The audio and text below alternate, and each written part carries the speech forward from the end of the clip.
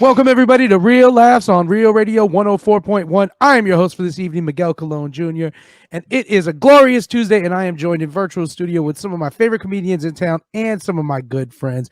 In studio with me today is my man, Mr. Mike Hurley. Mike, what's up, brother? Hey, man, feeling good. You got a lot of energy tonight. I like it, man. Did you I'm finally get trying some to come rest? with the Finally energy, get some man. time off, man? Yeah, work you like a dog. Yeah, bro. And I'm going to tell you, I have the worst raccoon eyes in the game, and they're already bad, but when I don't get sleep, and then I have like a blood vessel issue that's on like the side of my face. So my whole life, if I don't get a lot of sleep, it's like a little blood vessel turns purple. And I always have people going, did you get in a fight? Did you get in a fight? And we had this models weekend over at the Sausage Castle a while ago. We had like 30 models come and like 12 different photographers, and everybody was shooting, and it was a good time. And I had a really bad no sleep like time. And I came in, and this girl was like, did you get punched in the face? And I was like, no, it's this blood vessel that I have when I don't sleep. And then there was this model from Las Vegas, like me and her were really having like a good time together. And she came up and she just touched my face. And she was like, oh my God, you got punched in the face. She was like, let me get something for that. And I was like, you should see the other guy. Yeah, they're all just jealous, Miguel. Any one of them would give anything to have that smoky eye look you're rocking. Oh, dude, yeah, I got that sexy. And then it's cool because a lot of my life, I do kind of live the same way a raccoon would live. So it makes sense that I have raccoon eyes. Because I'm short and fat and can't reach things, no lie. There's tons of times where I got to reach something and I'm like, how would a raccoon do this? And I might have come home drunk, realized I didn't have any snacks, and scavenged through my own garbage to see what I may have thrown out. Ooh, look, half a bag of Fritos. These are still good till last December. They're good. If you throw it in the air fryer, it kills the bacteria. That's cooking logic 101. Yep. The man who liked it up top, who I go to for all my culinary needs, is Mr. James Yawn. James, how you doing today, brother? Man, I'm feeling really good, man. I'm not as good as you, but I'm feeling good. Well, hey, let me add this, man. Mike brought it up. Drunken shameful moments. I've got a drunken shameful moment that I bring up, and I think we all have had one before. I was drunk. This is years ago when I was first living downtown, and I dropped my keys, and they were in a bush, and I was like, you know what? This is like a morning problem. And I just curled up on my porch because we had a big porch bench and slept because I was like, oh, have you guys ever been drunk and disheartened? Yes. Like, I have to do something now. I dropped my keys. I fumbled. They went in the bush, and I was looking at the bush, and I was like, oh, man, like, I'm going to spend so much time looking for those keys in that bush. And I just looked at the bench that we had in front of the house, and I was like, daytime will make this so much easier. That's so funny because it's true. That's sound drunk logic. James, drunken stumbles for you any moment where drunkenly you were just like, this will be better when I'm sober. I'll figure it out later. No, I did something I felt guilty about while I was drunk and just left it, and I just continued my night on. Oh, well, Isaiah grew up. You know? He's cool, man. He's gonna be all right, man. He's gonna be all right, man. All the boys, man. They're gonna make it. They're gonna be fine. What happened, man? No worries, man. We were out, some friends of ours, man, in college, and we were all drinking. We were at a bar having a great time. We were mixing drinks. We were doing hard liquor. We were doing beer. Then we go back to hard liquor. We just drinking everything because we just were having a good college time. Drinking. Oh my God, like an idiot. So I know I didn't feel good. I know I was past my limit, but I didn't want to, let the rest of the guys know that I wasn't feeling good because you can't do that when you're in college. So I go to the bathroom, and I was intending on making my projectile vomit into a toilet. Bro, I did it everywhere in that bathroom, and I didn't say anything to anybody. Because you know what, when you're drunk, you're like, hey, I'm gonna take a mulligan. I'm just gonna take a mulligan on this one. But here's the crazy thing, though. When I did, relieve myself, I felt a whole lot better. I was the life of the party after that. Man. That drunk vomit, the puke and rally is a real thing. It is. And sometimes you got to purge those demons inside of you. That's right. Just to make room for some more demons, Exercise the demons. This house is clean. Also in virtual studio with us, my man, my friend. He's going to be at my comedy show February 20th at the Orlando Improv. Comedian, comic book writer, lawyer, and good friend of mine, Mr. Jeff Kaufman. What up, Jeff? I'm good. You know what I realized? It was hard for me when you come up with comedy routines. I think you got to hang out with some seriously messed up people because they will give you the best material ever. Because I was driving to an event with my girl, and she was talking about something, and when we don't pay attention because they talk about things that don't interest us, and when we're just kind of like talking, and you start getting the Charlie Brown, the wah wah wah. You just fading out. I mean, I was like Astro Body, Doctor Strange out of the body, going into the and she said to me, she goes, you're not listening to me. And I looked over, I looked right at her, and I said, well, I got a solution for that. And she was like, what happened? I said, well, if you performed this sex act, I would be absolutely paying attention. And I was thinking, oh my God, that would work for every woman. Kaufman, you Harvey Weinstein's your own girlfriend. Oh, I wrote a 6 minute bit based on that. Because I think it was actually the smartest thing I've ever come up with. Look at Mike's approval face. If you guys can't see, he's looking right now like when your dad's listening to you bury yourself, and he's like, "No, keep it up." No, it wasn't your friend smoking weed in the car. You think some jazz musicians broke in, smoked a joint, and then ordered. Let me read this receipt right here. Ordered everything you get from Checkers. So. Yeah, we'll be testing that out on the 20th, and we'll see if if it works. Oh, we won't be testing anything out on my show, Jeff. You will be coming with the fire you deliver, and we will try new stuff for a new night. But I'm going to be excited to see you up there. You get to really everybody knows that. Because, hey, what happens is you could, and this is the truth with joke, until like the third or fourth time you've done that joke, and all of us know it perfectly, it could be fire, and for some reason the gods will not let you get it on a night before you've rehearsed it. And then you'll walk right out of the improv, Jeff, and go do that joke at Fatfish Blue in front of like 40 people, and they'll be dying. And like the improv gods won't allow you sometimes to test something. Like the gods of comedy, like also if we're gonna film something, the first time you go to film one of your comedy routines, Jeff, something's gonna go horribly wrong in the show.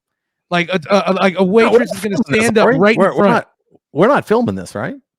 I might be filming this. Yeah. Right. Yeah, but I'm going to tell you this, man. At my first, and it's out there, and I won't share the location because I've been trying to, I've been reaching out to this guy, like, take it down for the love of God, take it down. But the first time I had a show film where I was featuring, the waitress is just in every scene talking to like a table, blocking me, and it's online, and it's horrible. And there's literally a scene where she's like all you hear is like her like. Blue cheese or ranch, and it's right when I'm like, it's right when I'm trying to do a punch. Sounds like a beginning of a good joke. Yeah, for the longest time, man, Jersey used to make fun of me. He used to be like, "Oh, you got to here's Miguel's blue cheese or ranch joke. It's fire." Hey guys, well today is officially the start of Black History Month, and I was actually Googling some stuff. I'll tell you this much: there are more civil rights leaders than we will ever know. Like you get like especially, man, unfortunately, I'll say this is true, when you haven't dedicated yourself to learning more than what's been presented to you. Like I really haven't. You only receive like certain amount of information. Like it's all Dr. Martin Luther King. Some people are lucky enough to learn about Medgar Evers. Some people aren't. Everybody gets issued some Rosa Parks information and stuff like that. But I was looking into some of like civil rights leaders that I didn't know about, and I actually had asked this question to some friends of mine. And the dude told me, he was like, oh, well, my grandmother. He's like, my grandmother was a big part of the civil rights movement, and she was only like 16 years old. And he started telling me some of the stories of his grandmother. And one of the things that blew my mind were some of the things that during the biggest parts of the civil rights movement, some of the protests, some of the things we would think were so simple. And one was his grandmother and a group of friends lived in a sundown town, which was a town where Black people weren't allowed to go out after sundown. And the church would have church services at night so that people could walk there and walk back. That was their protest. They were going to church at night, even though the town said they weren't allowed to. And it was a smart way to protest because lots of the town people were iffy about disturbing people going to church. So it made it look, and I started thinking about how much I take for granted with civil rights. Yes, James. Could we just talk about the irony of that situation you just described? Yeah. People were protesting by going to church. So what you're saying is they had these counties who were, you can't be out and you can't be Black at a certain time. But these guys who taught hate and they taught that people were less than because of the color of skin still feared a God to where like, well, at least these demons, these heathens James, are going to church. And like that's really interesting, man. You're right. Just think about that. The fact Yeah. that like, well, they're going to church, so we can't, really do anything about that. Yeah. Like James, you're exactly right. That You know, face, yeah, it's ironic. And when I look back at things I've done in my own life, I've looked back at some stuff and be like, hey man, that's stupid. But I thank God that I've never had to look back on something and be like, that was hateful. You know what I'm saying? Like, yeah. And there's a lot of people that have to look at that. Yeah, Jeff, what's up? It's interesting about that because I did a lot of criminal defense for years and years and years. So it was like 10 years of crazy nonsense and everything else like that. And, even in the Army, everyone goes to their own groups. Blacks, whites, Italians, Puerto Ricans, everyone separates in the military into their own groups. And it's just something we do. We feel comfortable doing that. And hate is normally based on dislike of yourself. And you feel better by taking somebody else down. And that's where most of the hate falls from. That's what, we don't talk about the Holocaust much. I won't get into the Hitler thing, but they used Jews as going, hey, listen, our country's going downhill because of this small group of people. And that's what normally happens. When stuff goes bad, we need an enemy. And that's the way it works in the country when things are going down. When we have our own enemy, for example, right after before Desert Storm, when we took on Iraq, the minute everyone's, oh, America, America, America. And for like a whole year or 2 years, we didn't have that level of hate in the country where we were protesting against each other. We were all on a good side. So without a common enemy, eventually people turn on themselves. So I think that's the problem. This is the moment for gingers to step up. Let us hate you so that we can protect people. I'm calling all my gingers out there. James, did you know there's a theme for every year? For Black History Month? Yeah, there's a theme. No, I did not. Every year there's a theme. Like this year, the theme is Black health and wellness. Last year, it was family. Okay. I did not even this year it's health and wellness. So for the whole, I guess, not only do you get the month of history, but they're going, and this is what we're going to focus on. We have a goal this month. Okay. So I guess it's health and wellness.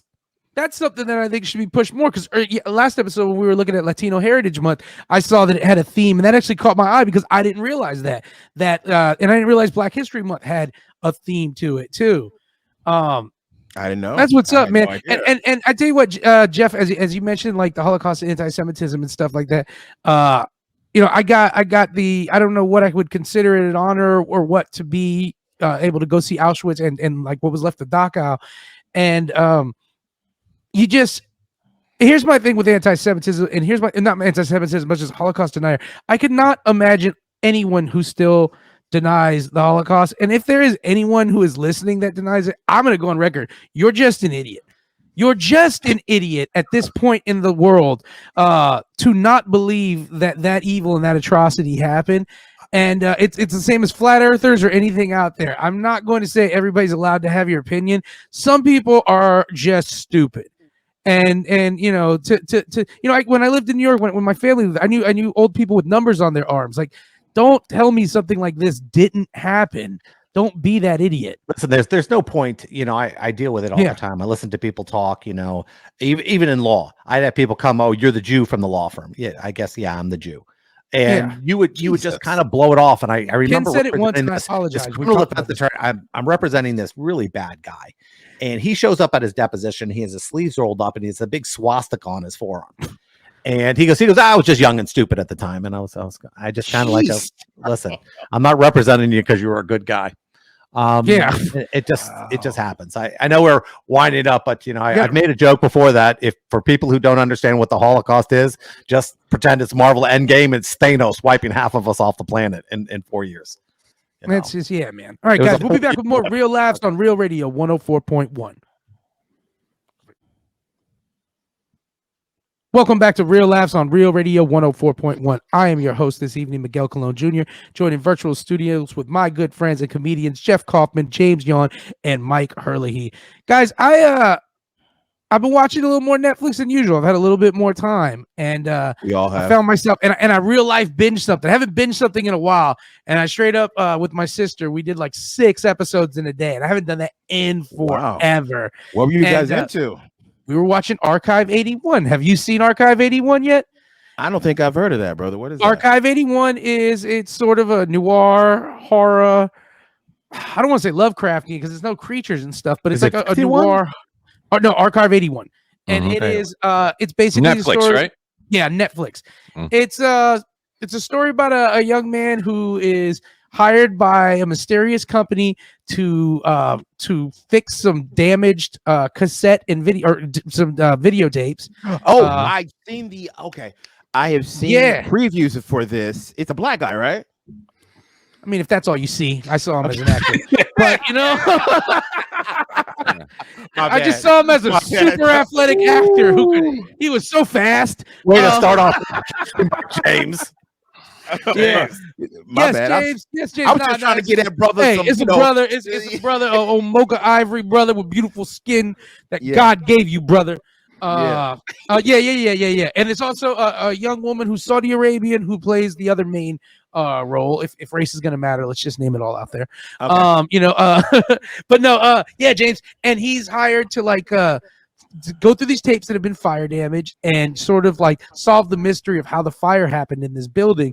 And as things progress, you start realizing that there's more going on, and there's a lot of occult themes, and then there's a little bit of like, I don't want to expose too much of it, but there's some time travel elements, sort of time travel elements to it, you know? And it was just really dope, and I got into it. And it wasn't, I'll tell you this, it wasn't the scariest story. And I think people could argue, oh, I didn't really like it, and that's okay. It was just, it really sucked me in. It was a fun take on a story we've all seen before, but a nice fun take on it. But there was a little bit, and I know it wasn't supposed to be, but there was a little bit of nostalgia to it as they went back and forth watching these tapes, because the tapes were from like 1994, and they did a pretty good job of setting the scenes up. And what happened was, when I see a scene that takes place in 1994, I was looking at it like, wow, I forgot how different 1994 looked compared to now. The sizes of things, the things that were the TVs, the remotes, and that part really drew me in, and it really started me thinking, like, could I really, if I traveled back in time to like the 1990s, would I be able to fit in easily, even though I lived through that era? Because you know, I wouldn't. I'm 24/7 wondering where your phone went. Yeah, exactly. Yes, exactly. Yo, Jeff, that's exactly. I would touch my pocket all the time looking for my phone. There would be things that so I wanted to ask you guys, if you traveled back to, like, let's say 1994, what would be some things that you have now that you would realize you couldn't live with? I tell you now, the first for me would be using some sort of map system on my phone. GPS. Like I used to keep atlases in my car, but I also just kept a better memory of the names of streets and everything. I realized a couple weeks ago, I went for a walk around my neighborhood. There was like I've lived in this neighborhood for maybe 12 years. There was 2 streets that I didn't even know. And I was like, what is this street? And when I was 15 years old, I knew miles of streets because I walked everything and had no way of recording or remembering. What's up, Jeff? You got something you're thinking? Here's the big one, and I guarantee every one of you will look at me. We didn't remember. We had to remember people's phone numbers. Oh, Jeff, you're right. You're right. Couldn't key them in. I dare you to give your 3 best friends' phone number by heart right now. Jeff, you're exactly right. And because you only wrote down numbers that were numbers you didn't use a lot, you know? Back in the day, people had address books for a reason, writing phone numbers in it. Yeah, look, little black books, man. And memorize it. And Jeff's right, because like in that address book and in that black book were numbers you didn't call a lot. That's right. But everybody else is a number you called. Do you guys remember calling a house party and some random person answering the phone and you're like, hey man, we're coming over. What street is it? And they're like, okay, you're going to make a left at this. You're going to go here. You used to also have to know how to explain it to everybody, because if you were going with somebody, you had to get in the car and they're like, where are we going? Okay, here's where we're going. Okay, here's what's the up, big Jeff? You got another one on deck? Okay. Yeah. Here's the one. Remember when you had to figure out where people were going to be? You had to guess. You got in the car and drove from place. Oh, well, sometimes they might be at this bar. Sometimes it might be at this bar. And you had to drive around 4 or 5 bars to find out where people would be if you didn't make that plan with them early on. Do you remember those lonely days of just missing everybody too? You Yep. would go places and everybody would be like, "Oh, they were just here," and you're like, "Damn it!" Or when you were a little kid, I remember walking all the way to my best, or sorry, walking all the way to my friend Jermaine Salazar's house, and it was like a mile walk from my house to his, and I got there. And his mom answered the door and she's like, "Oh, he went with his dad." And so you were allowed to sit there for a little bit and have some lemonade because they knew you walked a mile in the heat and you had to walk back and then you had to go. I also remember, and this goes on to that too, Jeff, playing with somebody's younger brother or sister because you got there and they weren't home and you didn't want to walk all the way to your house. So you're like, "All right, I'm kicking it with you today." Jeff, third one on deck. What do you got? I think that'd be okay because like we right used now to get to the movies. Yeah. We had to get a newspaper to find out movie times. Oh yeah. Or we That call was the only thing the newspaper was for. Movie Oh, phone. come on, James, listen to James, movie it's phone. 1994. Jurassic Park's playing. Give me the movie phone, Jurassic Park, James.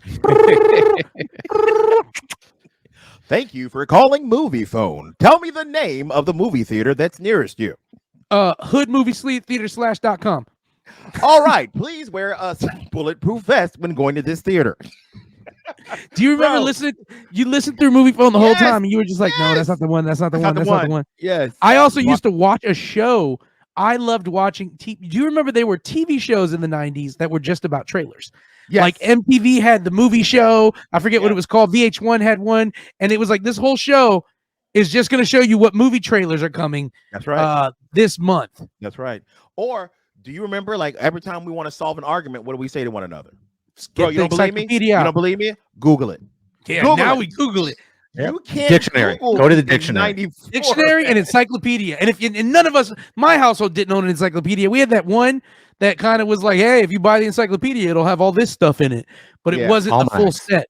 We had like A through like G, and now Yeah. the other half wasn't there, man. But yeah, man, you couldn't use Google. Like every time you want to look something up, what do we do now? We want to solve an argument. Somebody believes a show we used to watch had such and such on it. Nah, man, they had a different person. What do? You Google it. Or when you're talking about politics and man, this happened. No, you got to Google it. Or this happened on this date. You Google it. You couldn't do none of that back then, man. You just were like, nope, bro, I think I'm right. I'm like, man, I think I'm right, and that was just it. Yeah, that's it. I think I'm right. I think I'm right. There were so many times that somebody's opinion was right in the household for a long time, even though they was wrong because there was no way to prove it. And then it would be like 6 months later, you'd walk in with an article for Time magazine, throw it on the table. "Hey, guess what, Melinda? Hyenas aren't related to dogs. Take it back. I won that argument." Take it back. Take it back. Get out of here, you animal. Yeah, get out of here. Now, there's a business thing that people don't realize too. In businesses, if you wanted to buy a stock, you had to hand it in paper, and then they had a special. You could. It was so difficult to find out what a stock was selling for because it wasn't instantaneous. So they had machines, and you'd have to watch the stock prices come off a machine one by one by one. And the tickers were serious. They didn't have like a computer going across. You'd have to pay things by paper. Remember trading places where they're down on the floor, buying. Yeah, that doesn't really even happen anymore. That's just computers buying and selling. Let's just talk about pictures in the 90s.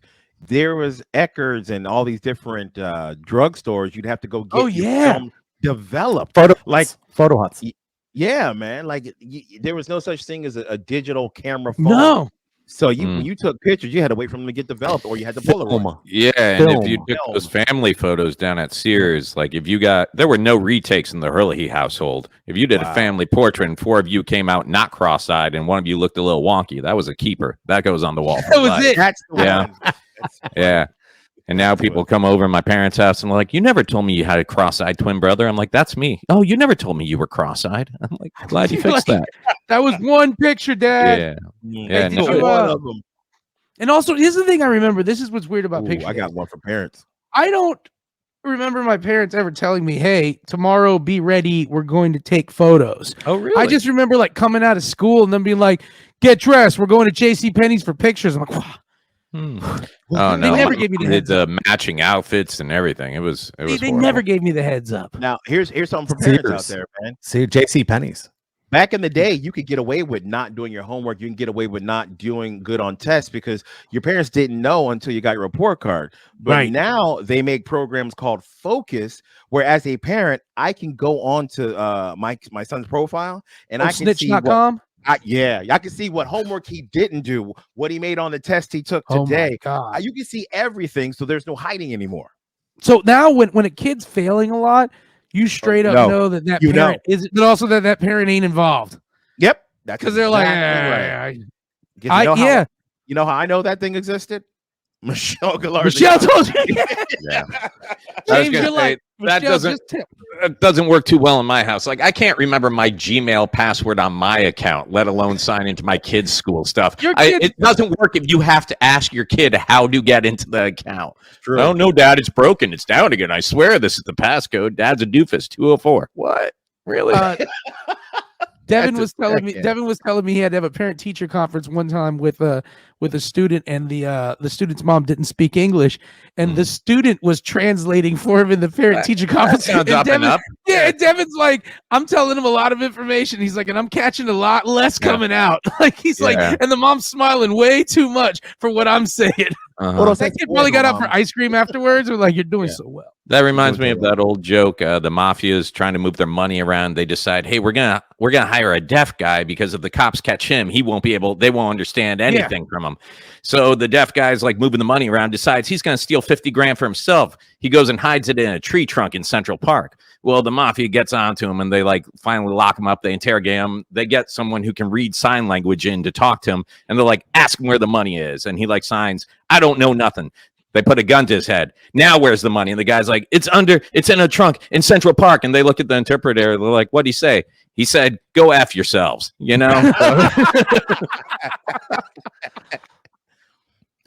There's also one thing too. Remember when we didn't care about what was in food?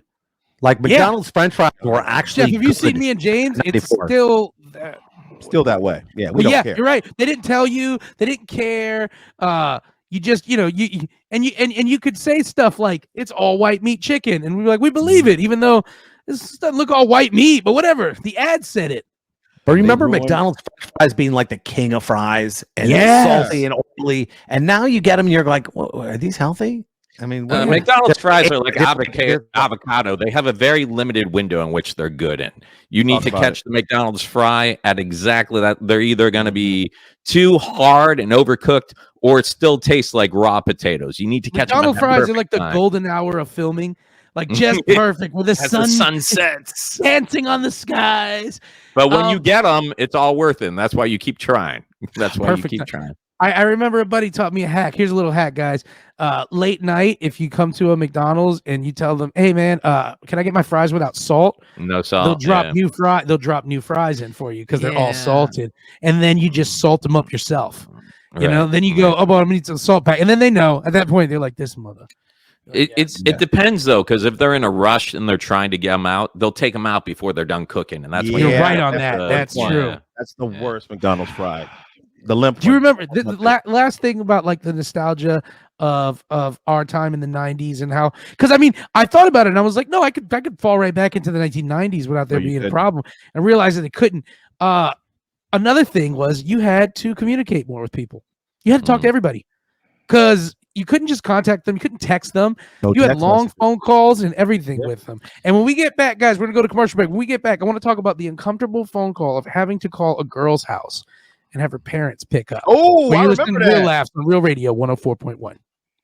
James Yon, I am Miguel Colon. And last segment, we were just talking about going back to a time period like the 90s and thinking that you could hang because you were from there, and realizing you've changed so much that you're not going to be able to hang. Yeah.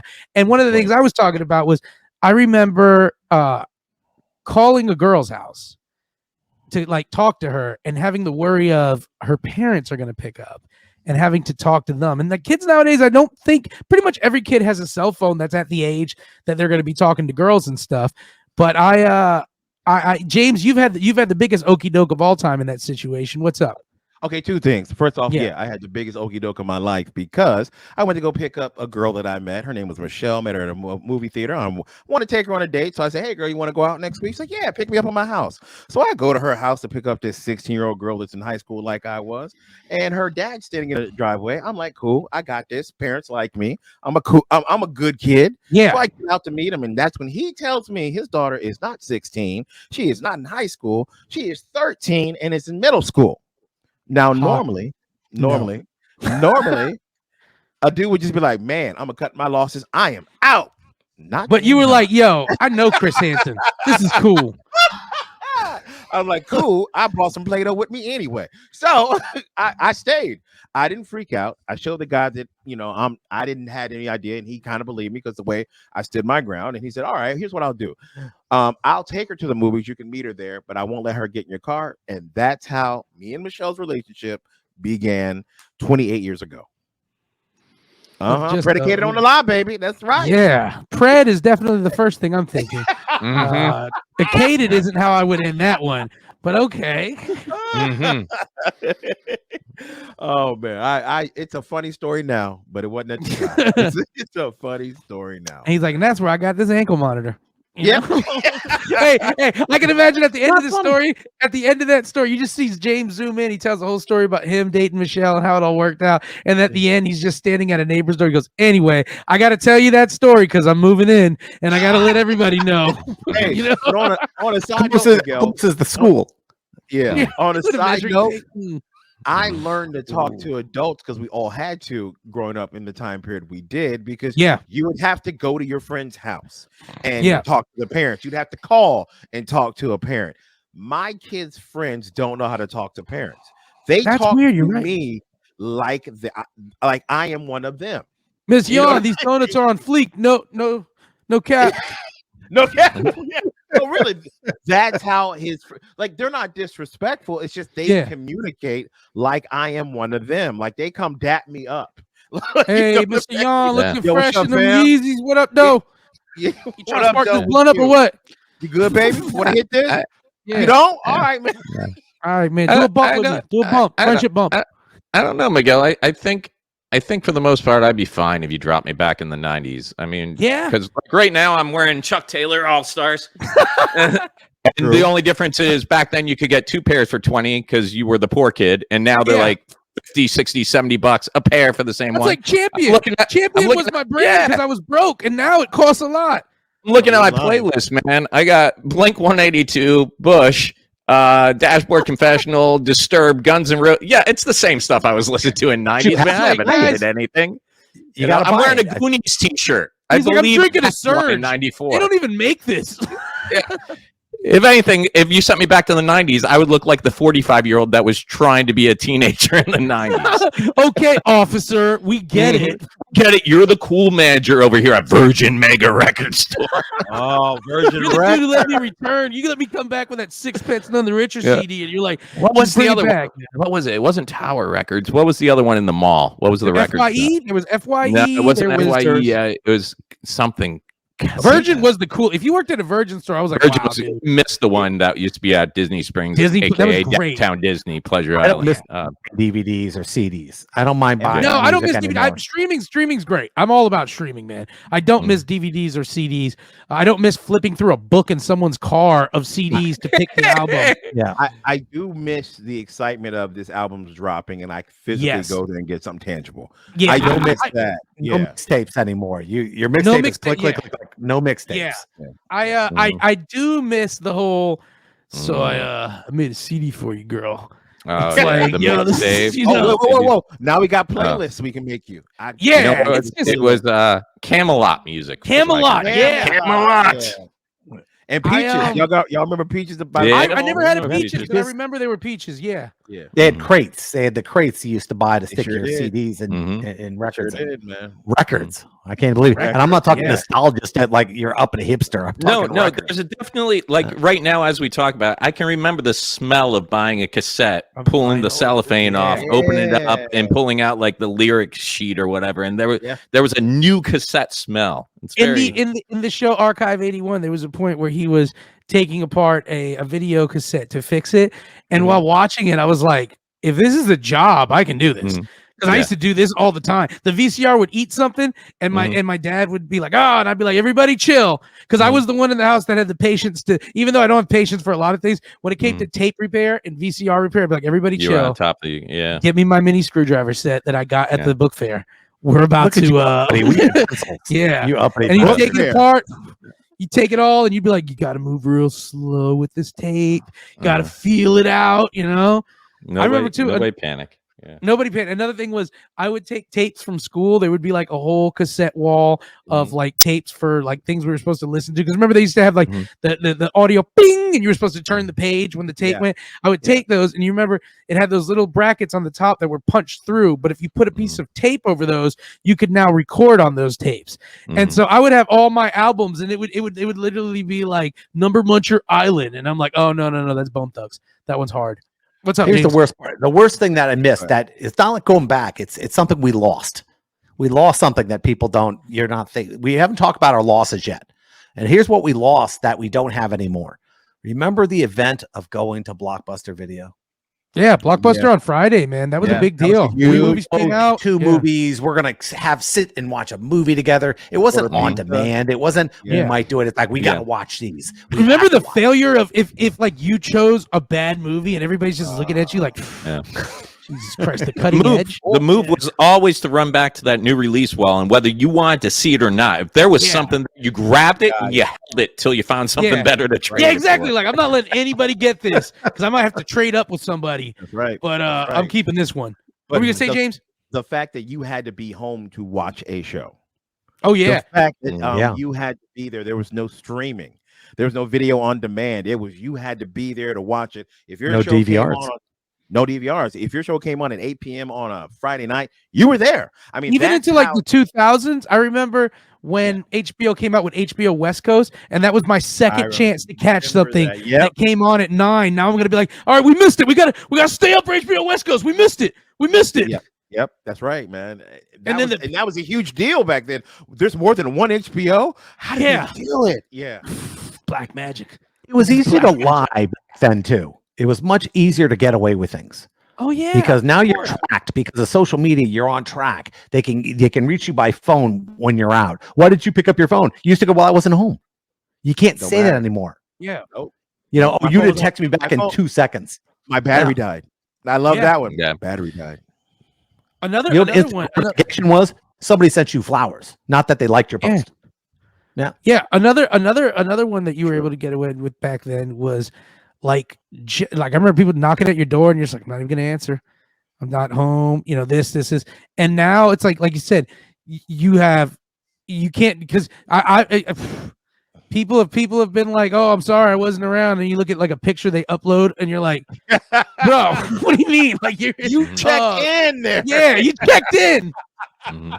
I know you there. You checked in. It's a picture. I'm in the picture looking for you in the back. You know, you literally tagged it. Hashtag Gelly won't find me. You know, true. I commented on the picture. Hey, there you are, and you deleted it. Oh my gosh, you can literally track people now. What's that companion app that you can get that you can just? I think iPhones have them. You can track each other. Like, how does that work? You can just turn something on and find out the location where the person is with that phone. Well, you could just share locations on iPhone. Okay, got it. You could just share location. Friends, I've used it once, and it was really cool. I was in New York City. I said, "Oh, friends nearby." I just happened to be alone walking through New York, and a buddy I hadn't met since high school was like a block away, and we met at a restaurant, had a beer, hadn't seen each other in 20-something years. And you know, sometimes technology is good, and sometimes it's just you can just have it on, like anybody that knows you might. Yeah, friends nearby. Okay, I did not know that. Share location's great too. When somebody tells you like, "Hey, give me the directions." Nope, I'm going to share the location because, like, let's say you're at a concert, and they're like, "Hey, where are you going to be at?" I'm going to share location. This way, you don't have to text me and call me. Hey, because one thing I hate nowadays is when you tell somebody where to go and you're like, hey, go to this restaurant for dinner. Like, all right, I'll text you when I get closer. You can tell me. No. This is the Google age. You can find it, put a pin on it, and search it. Well, with share location, let's say you're in a place like a big concert area with this big field going on. You can literally share your location within a few, like I'd say like 30, 40 feet.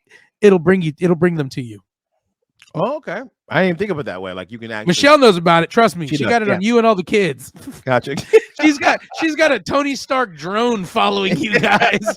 She sits there in the room with all the big monitors looking at it, and it's got like a heart monitor for each of you. And they're like, execute kill order, Michelle. Not today. And the drone is like, never today. You're like, soon enough, my dear. I was wondering what Soon that enough. noise was. Now I know. James is sitting there eating an ice cream cone, looking at the reflection of the drone. He's like, do it, do it, do it, do it. Do it. And then you hear the drone fly away. Brrr. He's like, she never does it. Sweet surrender. And his kids have no clue. Look at these drones. They're crazy. They're always following us. Hey, Dad, did you see the funny drone? This is wild. Oh, also, Dad, okay, so my apartment flooded.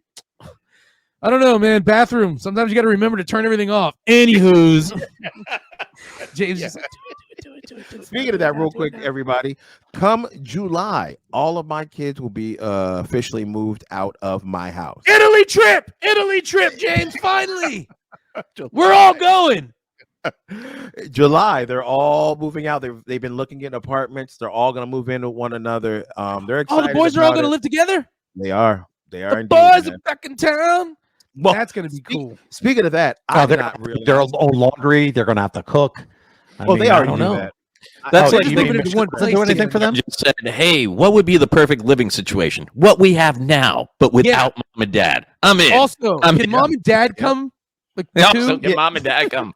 Can mom come still do laundry twice a week? That'd be great. And can Did dad they fill our every night? refrigerator? Did she fill the Gotcha. refrigerator? They're moving in together, and it's a 3-bedroom, I want to say, or 4. And Mm-hmm. it's no, I think it's 3, and it's $2,000 a month. And they're all going to be together. Like, who's sharing rooms together? Isaiah and Noah are sharing a room. Jack Mhm. and Alex are sharing a room, and then they got one more roommate who's going to have their own room. That's cool. So, but Devin's not Oh. going to be with them because he's still in school, right? No, Devin's getting his master's right now, guys. Boy! Yeah, And what Right. though? What's he getting it in? and mechanical engineering. Okay, a That's good one. great, man. Not like arts or something. Okay, good. $200K a year when he comes out. See, that's what we're great. talking about. I love when somebody goes, "I'm getting a master's degree in poetry." Whoa, for Oh what? my God. Throw For your what? money You away. know what a master's degree in poetry is? A Grammy. That's when you got one. Okay? Yeah. Other than that, you're just talking crap. Or You a know? mixtape on the side of the road you're trying to pedal. I bet Hey, you guys, stuff doesn't even rhyme.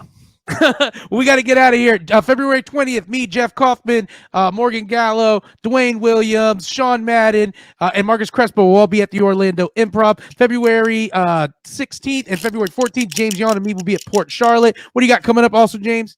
I got on February 4th, I'll be in Champions Gate in the Davenport Kissimmee area. And Hurley, when will you be over at Winter Circle? End of the month, I'll be at Winter Circle in Lakeland on a Friday night. Then the very next night, I will be at Daytona Live in Daytona Beach, Florida. And Jeff Kaufman, when does your podcast start airing? The new show on 104.1 will start airing Saturday, I believe around the 10th or 11th. That's what's up, guys. On behalf of myself, Mike Hurley, Jeff Kaufman, James Yon, thank you guys for tuning in to Real Laughs on Real Radio 104.1.